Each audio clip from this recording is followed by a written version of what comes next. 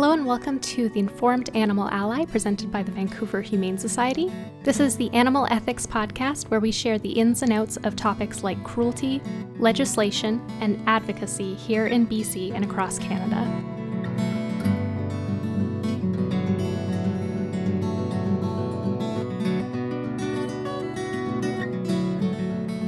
Hi, I'm Chantal Archambault, Communications Director for the Vancouver Humane Society. This month I'm excited to be sharing some stories from people who rescue farmed animals at sanctuaries in BC and beyond. Farm sanctuaries are vital havens for rescued animals, providing them with safety, care, and a chance to live free from harm. They also serve as powerful spaces for education and advocacy, inspiring compassion and helping people connect with the stories of individual animals. To speak more about farm sanctuary work, I'd like to first introduce Janine from the Alice Sanctuary near Calgary, Alberta. The Alice Sanctuary was established in 2014 and is home to more than 200 rescued, surrendered, and abandoned farmed animals. Janine will be sharing about how changes in the world are impacting farm sanctuary work and how this work is sparking conversations and changing hearts and minds.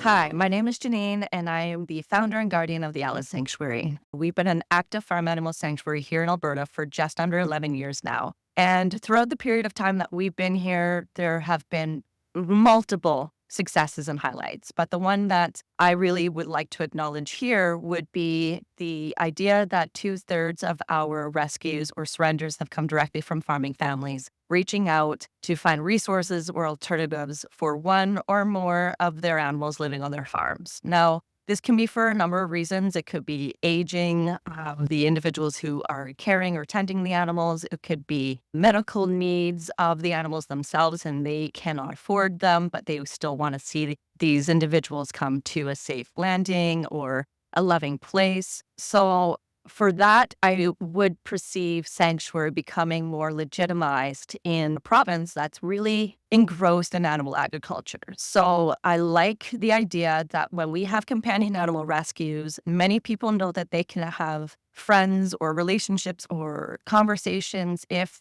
something happens to one of their companion animals. They know that they can take them to another place and hopefully find a new home for those companion animals. What we don't have are resources for farm animals. And I would love to see sanctuary become a place where it is non-judgmental and a safe environment for families who are in farming to find a soft landing for one or more of the individuals that they have connected with. And so that's really important for me to discuss and to recognize. Challenges in sanctuary are abundant. If they're not day to day, then they're, accumulating to month to year. Seasonal challenges are always things that we need to face too, especially now that we're seeing climate change really impact our environment and our weather systems, which then impacts our ability to find feed and source out hay and source out bedding like straw. So all of these things are interconnected with one another because it's not like going to a grocery store and knowing that a tomato is going to be on the shelf, right? So when we are feeding round bales, and for the Alice Sanctuary, we do need to order at least 300 round bales a year now because we are feeding hay year round due to poor pasture and grazing environments because of the shorter grass that we're experiencing because there's not a lot of rain. So it's incredibly harder to source out hay that isn't also exponentially priced. For instance, last year, we did get all of our hay from Montana because they had a better season than what our province had here. And when you did try to find hay here, it wasn't existent because there just wasn't a good hay field this year. So these are all challenges that we have to navigate. And thankfully, we have a few people on our team that help us out with finding the hay.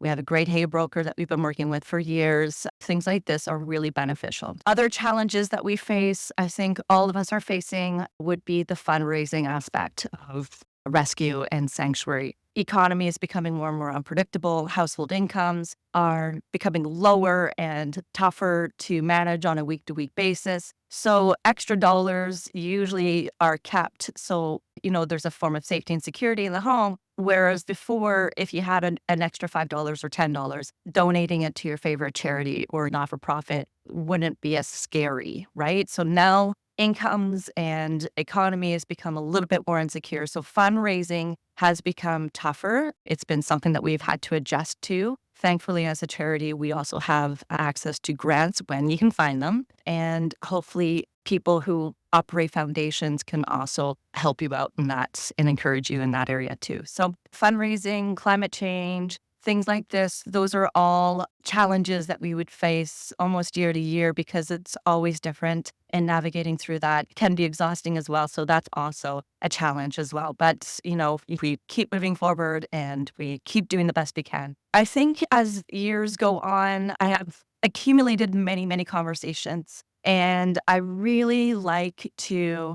talk to people about personal responsibility and accountability for the choices that we make on a day-to-day basis and how this really impacts not just the world for animals and sentient beings, but also impacts our communities and the health of our communities. And it impacts our neighbors and it impacts newcomers and temporary foreign workers, and it impacts our environment and it impacts our planet on a large scale. It even impacts our economy because, again, billions of dollars are being spent to prop up multiple failing industries that are also very misleading, misguiding, and damaging most of the structures that we are in. And that in turn affects our pocketbooks because that would be our tax dollars. So these are the kind of conversations that I am really looking forward to having with people going forward into the world of sanctuary, as well as immersing myself in the love and the joy that we have with our residents here and the people who want to come in and volunteer with us and enjoy the time that they have with us when we do tours. Those are things that are really quite motivational because you know that there's an impact to it all. And it's bringing happiness to people. It's bringing love and healing to animals that have been immersed in trauma, and also being able to open up to aspects and perspectives that are around you that typically in the past, many people would be not willing to have. And it's been really kind of a good move for us to move into our future idea about sanctuary. So thank you very much for this opportunity. I wish everybody a great day. Thank you.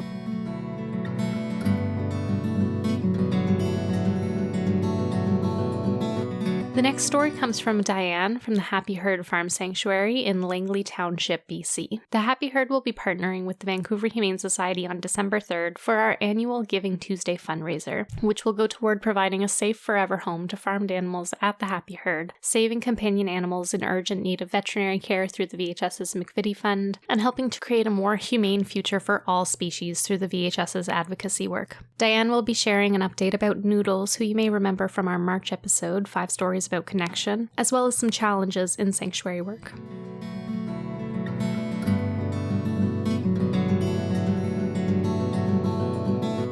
Hi, everybody at Vancouver Humane. This is Diane from the Happy Herd.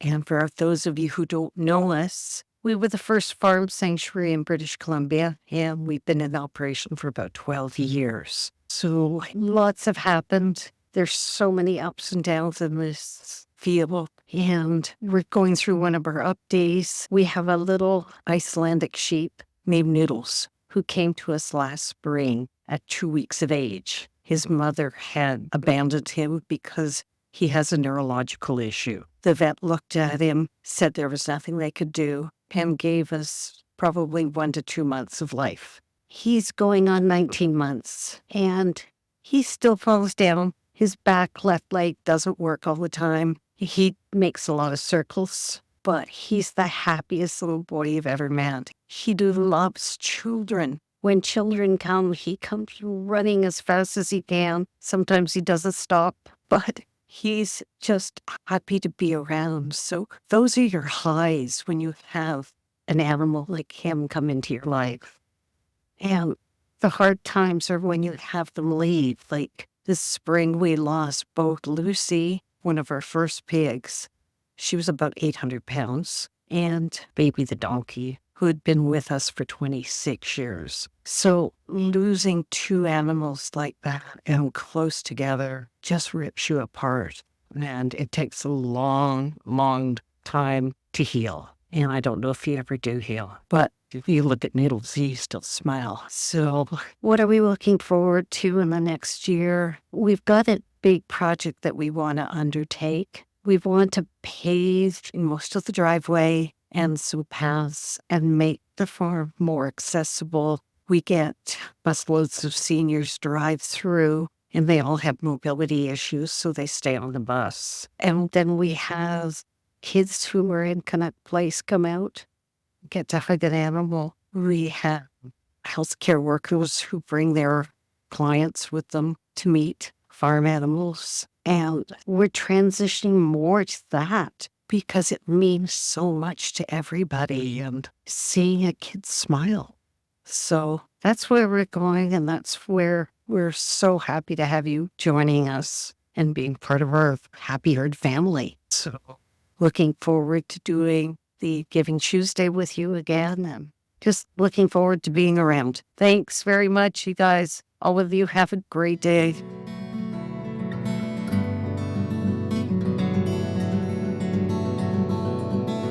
Our final story today comes from Kitchensink Rescue Farm and Sanctuary, another vegan farm sanctuary located in Roberts Creek on the southern Sunshine Coast of British Columbia. Kitchensink has been operating since 1999, providing a safe haven for animals including cows, pigs, sheep, goats, horses, dogs, cats, chickens, and more. This message comes from Yvonne and Leanna, who will be speaking about some recent wins at their sanctuary and some upcoming opportunities.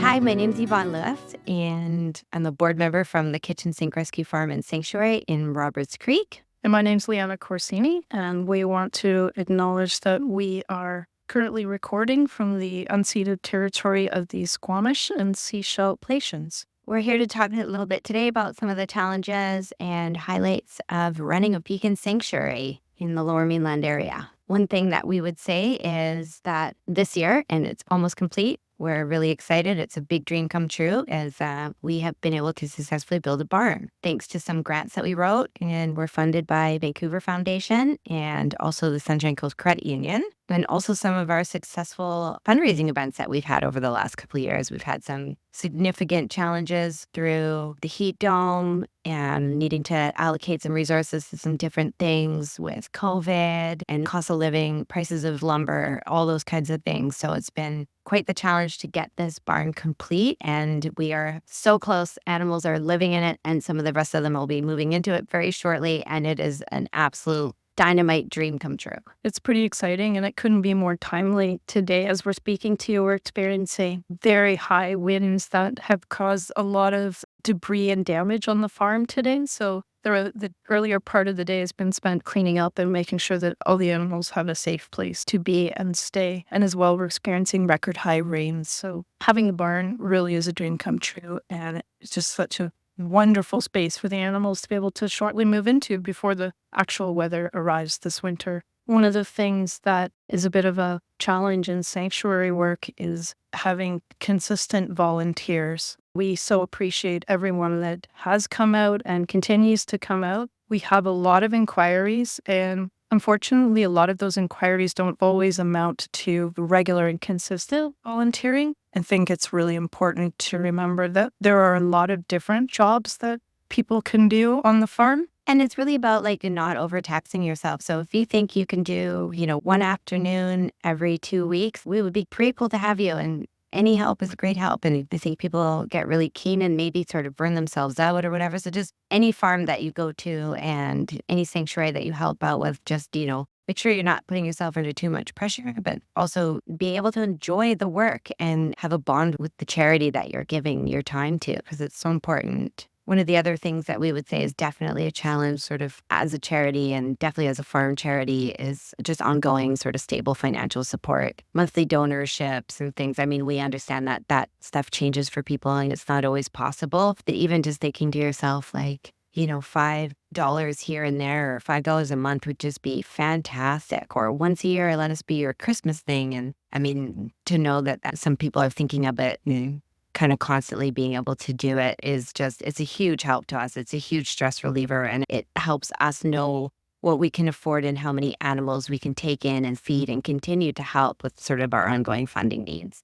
I think people don't realize that even like one Starbucks really over a long period of time can amount to quite a bit of funding for the animal. Absolutely. Yeah. That would mean the average bag of feed is about, between $20 to $25. So if 5 people gave up one Starbucks drink a month, that would buy one of my bags of food for the animals, and that would totally help. Would you say it's about $3,000 to feed the animals over a month, or About that, approximately about $3,000. Yeah. which is a lot? It is a lot. Yeah. Yeah. One of the campaigns that we're running right now is fill the barn with hay for winter. So if you are thinking of how you might support, as Yvonne mentioned, some Christmas gifts or holiday gifts, you can do that, and you can find that info on our website.